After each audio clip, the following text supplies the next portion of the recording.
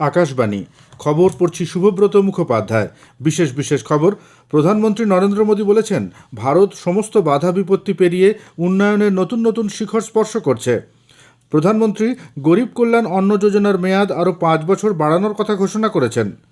ছত্তিশগড়ে প্রথম দফা এবং মিজোরামে এক দফায় আসন্ন বিধানসভা নির্বাচনে আজ প্রচারের শেষ দিন। পেঁয়াজের মূল্যবৃদ্ধি রুখতে সরকার ভর্তুকি মূল্য 25 টাকা কেজি দরে খুচরো বিক্রি আরও জোরদার করেছে। নেপালে ভূমিকম্পে মৃতের সংখ্যা বেড়ে 157 হয়েছে। জোর কদমে চলেছে ত্রাণ ও উদ্ধার কার্য। গোয়ায় জাতীয় গেমসে 3000 মিটার স্টেপল চেসে নতুন রেকর্ড গুজরাটের সুনীল জলিয়া জিনা ভাইয়ের। কলকাতার ইডেনে বিশ্বকাপ ক্রিকেটের ম্যাচে আজ মুখোমুখি ভারত দক্ষিণ আফ্রিকা। আসছে বিস্তারিত খবরে। প্রধানমন্ত্রী নরেন্দ্র মোদী বলেছেন, ভারত সমস্ত বাধা বিপত্তি পেরিয়ে উন্নয়নের নতুন নতুন শিখর স্পর্শ করছে। স্টার্টআপ, মোবাইল প্রস্তুত অথবা ডিজিটাল লেনদেন প্রতিটি ক্ষেত্রেই ভারত সমস্ত বাধা পেরিয়ে নতুন উচ্চতায় উঠে আসছে। শ্রী মোদী গত সন্ধ্যায় নতুন দিল্লিতে হিন্দুস্তান টাইমস লিডারশিপ সামিটে ভাষণ দিচ্ছিলেন। প্রধানমন্ত্রী আরও বলেন, দেশের সামনে প্রধান বাধা হল পরিবারতন্ত্রের রাজনীতি এবং স্বজনপোষণ। তিনি বলেন, ভারতের মধ্যবিত্ত শ্রেণীর উন্নতি এবং দারিদ্র্যের হ্রাস অর্থনীতির ভিত্তি হিসেবে কাজ করছে। তিনি বলেন, আমাদের ইচ্ছাশক্তি ভারতকে বিশ্বের তৃতীয় বৃহত্তম অর্থনীতিতে পরিণত করবে এবং তা সম্ভব হবে তাঁর সরকারের তৃতীয়বার ক্ষমতায় আসার ফলেই। নীতি এবং সদিচ্ছার মাধ্যমেই দারিদ্র্য দূরীকরণ সম্ভব তা তাঁর সরকার প্রমাণ করেছে বলে শ্রী মোদী মন্তব্য করেন। हमारे सामने एक बहुत बड़ा और रियल बैरियर रहा है गरीबी का। गरीबी को स्लोगन से नहीं, सॉल्यूशन से ही लड़ा जा सकता है। गरीबी को नारे से नहीं, नीति और नीयत से ही हराया जा सकता है। চন্দ্রযান 3-এর সাফল্যের ফলে দেশের নাগরিকদের মধ্যে এক নতুন আস্থার সঞ্চার হয়েছে বলে জানিয়ে প্রধানমন্ত্রী বলেন, ভারতের কার্যকলাপে ভারতকে নিয়ে বিশ্বের ভাবনাচিন্তার পরিবর্তন হয়েছে। জলবায়ু পরিবর্তন প্রতিরোধের লক্ষ্যে ভারত বিশ্বকে নেতৃত্ব দিচ্ছে বলেও প্রধানমন্ত্রী মন্তব্য করেন। প্রবীণ বিজেপি নেতা এবং প্রধানমন্ত্রী নরেন্দ্র মোদী প্রধানমন্ত্রী গরিব কল্যাণ অন্ন যোজনার মেয়াদ আরও 5 বছর বাড়ানোর কথা ঘোষণা করেছেন। এই যোজনায় দেশের 5 কোটি দরিদ্র মানুষকে প্রতি মাসে 5 কেজি করে খাদ্যশস্য দেওয়া হয়। চলতি বছরের ডিসেম্বরে এই প্রকল্প শেষ হওয়ার কথা ছিল। এই প্রকল্পের মেয়াদ বৃদ্ধি করার কথা ঘোষণা করে প্রবীণ এই বিজেপি নেতা বলেন, তিনি দারিদ্র্যকে দেখেছেন, তাই তিনি দরিদ্র মানুষের যন্ত্রণা বোঝেন। মধ্যপ্রদেশের রাতলামে এক জনসভায় ভাষণে শ্রী মোদী উজ্জ্বলা যোজনা, প্রতিটি ঘরে শৌচালয়, পাকা বাড়ি, নলবাহিত পানীয় জল, লাডলি লক্ষ্মী এবং লাডলি বেহেনার মতো প্রকল্পের কথা উল্লেখ করে বলেন, বিজেপি সরকার সর্বদাই মা বোনেদের স্বার্থে কাজ করে এসেছে।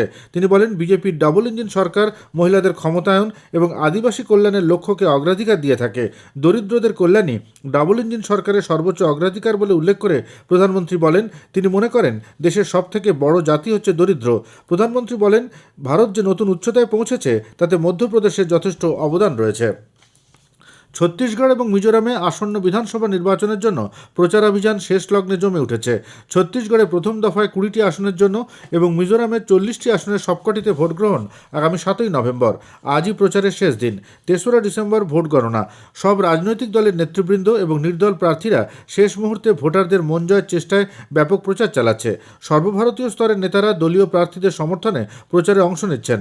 আইজলে কংগ্রেস সাংসদ শশী থারুর বলেন, কংগ্রেস সবসময় দেশের বৈচিত্র্য উদযাপন করে এসেছে। ঘৃণার রাজনীতিকে দূরে সরিয়ে যুবশক্তির জন্য আরও বেশি করে কর্মসংস্থান এবং উদ্যোগপতিদের উৎসাহ দানের লক্ষ্যে কংগ্রেস কাজ করবে বলে তিনি প্রতিশ্রুতি দেন। তিনি বলেন, মিজোরামে একাধিক প্রশাসনিক সমস্যা রয়েছে। কোনো দলের নাম না করে তিনি বলেন, গত 5 বছর মিজোরামে নষ্ট হয়েছে।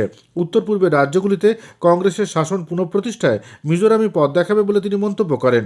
গ্রামোন্নয়ন মন্ত্রী এবং মিজো ন্যাশনাল ফ্রন্টের নেতা লাল রুয়াত কিমা বলেছেন, তারা পুনরায় ক্ষমতায় এলে রাজ্যের যুবক যুবতীদের স্বনির্ভর প্রকল্পের উপর জোর দেবেন, যাতে আরও বেশি করে কর্মসংস্থানের সুযোগ সৃষ্টি হয়। অন্যদিকে জোরমস পিপলস পার্টি তাদের নির্বাচনী প্রচারে রাজ্যের সংস্কৃতি, ঐতিহ্য এবং ধর্মীয় বিশ্বাসকে সুরক্ষিত রাখার কথা উল্লেখ করেছে। অন্যদিকে বিজেপি তাদের নির্বাচনী প্রচারে সুশাসন এবং উন্নয়নের কথা তুলে ধরছে। দুর্নীতিমুক্ত মিজোরামের কথা বলে প্রচার চালাচ্ছে আম আদমি পার্টি। কংগ্রেস সাংসদ রাহুল গান্ধী গতকাল ছত্তিশগড়ের জগদলপুর এবং খারসিয়াতে নির্বাচনী প্রচারে অংশ নেন। শ্রী গান্ধী বলেন, কংগ্রেস আদিবাসীদের দেওয়া সমস্ত প্রতিশ্রুতি পূরণ করেছে। কৃষি ঋণ প্রত্যাহার থেকে শুরু করে ছত্তিশগড়ের কৃষকরা ধানের সর্বোচ্চ দাম পাচ্ছেন। কিষাণ ন্যায় যোজনার আওতায় 23,000 কোটি টাকা ইতিমধ্যেই রাজ্যের কৃষকদের দেওয়া হয়েছে বলেও তিনি মন্তব্য করেন। এদিকে ছত্তিশগড়ের বস্তার ডিভিশনের নারায়ণগঞ্জ জেলার কৌশলনার গ্রামে গত সন্ধ্যায় মাওবাদী হামলায় এক বিজেপি নেতার মৃত্যু হয়েছে। ওই নেতা দলের জেলা সহসভাপতি ছিলেন। এর আগে এ মাসের 1 তারিখে বস্তার ডিভিশনেই মহারাষ্ট্র লাগোয়া সীমান্তে মাওবাদীরা 3 জন গ্রামবাসীকে অপহরণ করে হত্যা করে। এদিকে মাওবাদী অধ্যুষিত বস্তার ডিভিশনের বুথগুলিতে গতকাল থেকে নির্বাচনী আধিকারিকদের পাঠানো শুরু হয়েছে। সুকমা জেলায় 42টি এবং বিজাপুর জেলায় 34টি দলকে ইতিমধ্যেই হেলিকপ্টারে করে নির্বাচনী কেন্দ্রে পাঠানো হয়েছে। কেন্দ্রীয় সরকার রাজনৈতিক দলগুলিকে চাঁদা দেওয়ার জন্য ইলেকটোরাল বন্ড বিক্রয়ের দায়িত্ব ভারতীয় স্টেট ব্যাংককে দিয়েছে। এসবিআই তাদের 29টি শাখার মাধ্যমে এ মাসের 6 থেকে 20 তারিখ পর্যন্ত ইলেকটোরাল বন্ড বিক্রয় জারি এবং ভাঙানোর সুযোগ দেবে। জারি করার দিন থেকে 15 দিন পর্যন্ত এই বন্ড বৈধ থাকবে। নির্ধারিত মেয়াদ পেরিয়ে গেলে কোনো রাজনৈতিক দলই বন্ড ভাঙাতে পারবে না। যেদিন বন্ড জমা হবে সেদিনই রাজনৈতিক দলের অ্যাকাউন্টে সমপরিমাণ অর্থ জমা পড়বে বলেও জানানো হয়েছে। পেঁয়াজের অগ্নিমূল্য রুখতে ক্রেতা স্বার্থ সুরক্ষায় সরকার ভর্তুকি মূল্য 25 টাকা কেজি দরে পেঁয়াজের খুচরো বিক্রির ওপর আরও জোর দিয়েছে। দেশীয় ক্রেতাদের হাতে পেঁয়াজের যোগান আরও বাড়াতে একগুচ্ছ পদক্ষেপের পাশাপাশি এই প্রক্রিয়া আরও যোগান বাড়াবে বলে মনে করা হচ্ছে। সরকার ইতিমধ্যেই পেঁয়াজের ন্যূনতম রপ্তানি মূল্য $800 প্রতি মেট্রিক টন স্থির করেছে।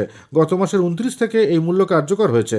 এছাড়া ইতিমধ্যেই সংগৃহীত 5 লক্ষ টন ছাড়াও অতিরিক্ত আরও 2 লক্ষ টন গুদামজাত পেঁয়াজ সংগ্রহ এবং বাজারে এর খুচরো বিক্রির মাধ্যমে সরকার আগস্ট মাসের দ্বিতীয় সপ্তাহ থেকে পেঁয়াজের মূল্য নিয়ন্ত্রণের চেষ্টা চালাচ্ছে।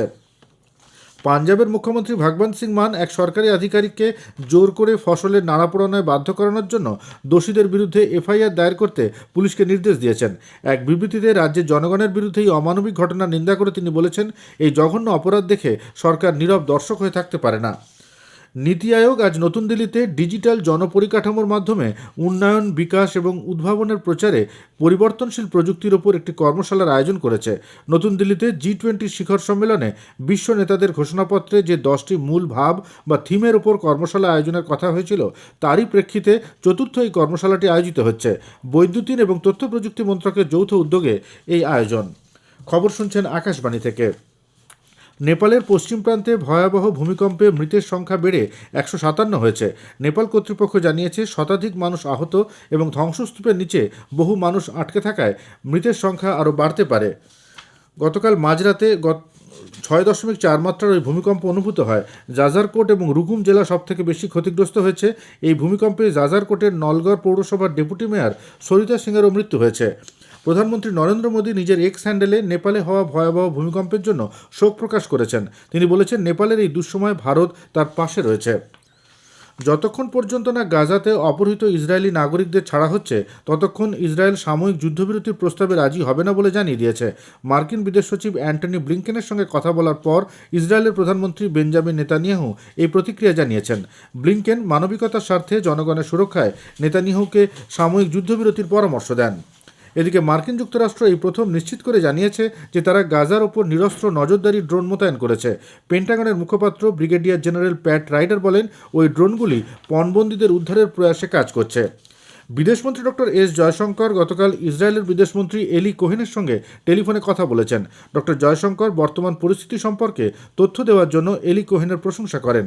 বিদেশমন্ত্রী সন্ত্রাসবাদ, আন্তর্জাতিক মানবিক আইন মেনে চলা এবং দ্বিদেশীয় সমাধান সূত্রের বিষয়ে ভারতের দৃঢ় প্রতিশ্রুতি পুনর্ব্যক্ত করেছেন। মার্কিন বিদেশ সচিব অ্যান্টনি ব্লিংকেন এবং প্রতিরক্ষা সচিব লয়েড জে অস্টিন III এর নেতৃত্বে এক প্রতিনিধি দল 2+2 মন্ত্রী পর্যায়ের বৈঠকে যোগ দিতে চলতি সপ্তাহে নতুন দিল্লি আসছেন। ভারত প্রশান্ত মহাসাগরীয় অঞ্চলের উন্নয়ন, দ্বিপাক্ষিক এবং আন্তর্জাতিক বিষয়সহ একাধিক গুরুত্বপূর্ণ ক্ষেত্র নিয়ে ভারত ও আমেরিকার মধ্যে ওই বৈঠকে আলোচনা হবে। ভারত গুয়াতেমালা বিদেশ দপ্তরের তৃতীয় আলোচনা গতকাল নতুন দিল্লিতে অনুষ্ঠিত হয়েছে। বিদেশ মন্ত্রকের পূর্ব বিষয়ক সচিব সৌরভ কুমার এবং গুয়াতেমালার উপমন্ত্রী কার্লা গ্যাব্রিয়েলা সামায়ো রেকারির সঙ্গে যৌথভাবে বৈঠকে সভাপতিত্ব করেন। কলকাতার ইডেন গার্ডেন্সে আজ বিশ্বকাপ ক্রিকেটের ম্যাচে ভারত দক্ষিণ আফ্রিকার মুখোমুখি হবে। খেলা শুরু হবে দুপুর 2টায়। 7 ম্যাচে 7টি জিতে 14 পয়েন্ট সংগ্রহ করে ভারত ইতিমধ্যেই সেমিফাইনালে পৌঁছেছে। আজকের ম্যাচ জিতলে দক্ষিণ আফ্রিকা শেষ 4-এ পৌঁছে যাবে। আহমেদাবাদের নরেন্দ্র মোদী স্টেডিয়ামে গতকাল বিশ্বকাপ ক্রিকেটের ম্যাচে অস্ট্রেলিয়া ইংল্যান্ডকে 33 রানে পরাজিত করেছে। অন্য ম্যাচে ডাকওয়ার্থ লুইস পদ্ধতিতে পাকিস্তান নিউজিল্যান্ডকে 21 রানে হারিয়ে দিয়েছে। শেষ করার আগে খবরের বিশেষ কিছু অংশ আরও একবার। প্রধানমন্ত্রী নরেন্দ্র মোদী বলেছেন, ভারত সমস্ত বাধা বিপত্তি পেরিয়ে উন্নয়নের নতুন নতুন শিখর স্পর্শ করছে। প্রধানমন্ত্রী গরিব কল্যাণ অন্ন যোজনার মেয়াদ আরও 5 বছর বাড়ানোর কথা ঘোষণা করেছেন। খবর শেষ হলো।